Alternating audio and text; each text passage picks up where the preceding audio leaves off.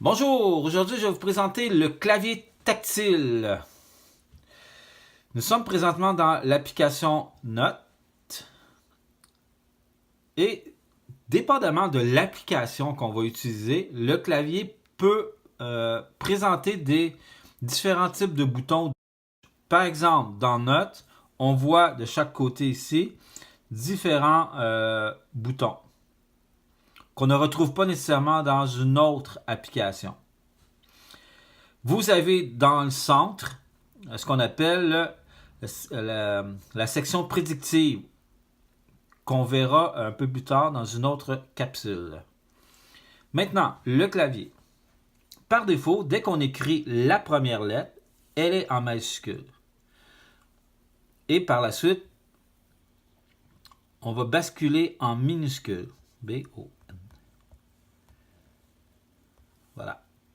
Si je mets un point, automatiquement, on voit qu'on va retomber en majuscule. Donc, la flèche de majuscule qu'on voit ici, donc, est noire. On a ici la touche, le bouton point d'interrogation 1, 2, 3 qui nous permet d'aller sur le clavier numérique. Ici, vous avez la touche le bouton des émoticônes. Ici, vous avez le bouton micro. Ici, vous avez un bouton avec le clavier. On va voir qu'est-ce qu'on peut faire avec ça. Vous avez le bouton touche de retour et le bouton d'effacement.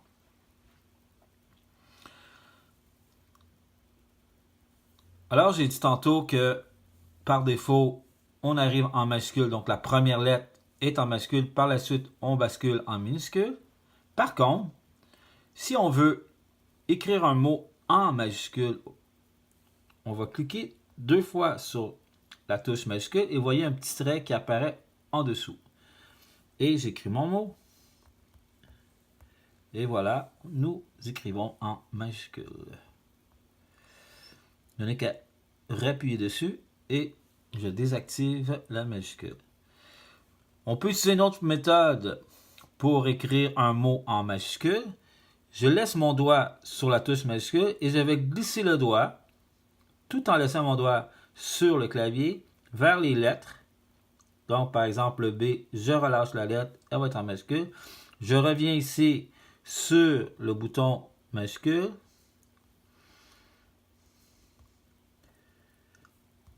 On laisse tout le temps notre doigt. Et voilà, nous avons notre mot en majuscule. Nous avons d'autres possibilités. Au niveau des voyelles, on peut avoir les accents. Si on maintient le doigt appuyé sur la lettre E, par exemple, vous avez les accents qui apparaissent. Pour le U, c'est la même chose. Le I, le O. Donc, vous avez ces accents. Pour le C, pour la cédille, vous avez laissé votre doigt appuyé sur la touche. Maintenant, pour avoir accès, comme vous pouvez constater, au-dessus de chacune des lettres, vous avez les chiffres et ici, vous avez les symboles. On peut faire apparaître ces lettres, ces chiffres ou symboles seulement en glissant le doigt vers le bas sur la touche. On place sur la touche, on descend, vous voyez, on voit apparaître le chiffre. Je glisse vers le bas, on voit apparaître le chiffre. Même chose pour les symboles, je glisse vers le bas, et le symbole apparaît. Maintenant, nous allons aller dans l'autre clavier, point d'interrogation 1, 2, 3. Et vous avez les chiffres qui sont là. Et le même principe pour les symboles. J'appuie, je glisse et j'ai l'autre symbole qui apparaît. On peut avoir aussi accès à ces symboles-là en appuyant sur la touche dièse, ici, et vous avez la suite des symboles. Revenons au clavier alphabétique. Maintenant, vous avez ici le petit bonhomme sourire, ce qu'on appelle les émoticônes. Je clique dessus et je peux insérer dans un courriel ou un message, ou même dans un texte, un symbole de différentes catégories qui sont représentées ici. Donc, vous avez ici les différentes catégories. Vous voyez les catégories qui apparaissent ici. Voilà. J'ai qu'à cliquer sur le petit personnage ou la petite icône et je viens d'insérer un émoticône dans mon texte. Revenons à notre clavier. Si je garde le doigt appuyé sur l'émoticône, vous voyez apparaître un clavier, le clavier français, Canada. C'est ici qu'on pourra modifier nos claviers, c'est-à-dire si on veut remplacer le clavier pour travailler. Exemple, vous voulez écrire un truc en anglais et vous avez un clavier anglais, donc pour y aller le sélectionner. Mais on verra ça dans une autre capsule. Ici, vous avez le micro. Il est possible de dicter à notre tablette. Donc, c'est Siri. Vous connaissez Siri. Donc, c'est Siri qui, c'est par le biais de Siri qu'on va pouvoir dicter. Je clique sur le micro. Bonjour. Aujourd'hui, je vais vous présenter une capsule sur le clavier tactile.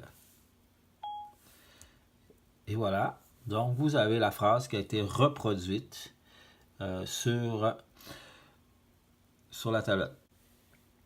Par la suite, on a ici le clavier que je disais tantôt. Si je clique dessus, on fait disparaître le clavier. J'appuie n'importe où dans l'espace de texte. Et si je laisse mon doigt appuyé, je peux dissocier mon clavier. Donc, il va se diviser en deux. Ça peut être utile pour ceux et celles qui aiment travailler avec les pouces. Donc, sur un iPhone, c'est le même principe. On peut dissocier et on peut travailler avec les pouces. Naturellement, comme vous pouvez le constater, le clavier est plus petit. Pour le remettre, on n'est plus à nouveau, on laisse notre doigt. On peut fusionner. Et comme vous pouvez le constater, le clavier n'est plus ancré en bas. Donc, on reclique, on laisse notre doigt et on va cliquer sur Dock. Et le clavier revient au bas de notre écran. On aurait pu le faire d'une autre façon. Dissocier. Je rappuie. Ancrer et réunir. Donc, il revient en bas vers le dock et il est fusionné. Voilà, c'était la partie sur les différents éléments du clavier. Merci.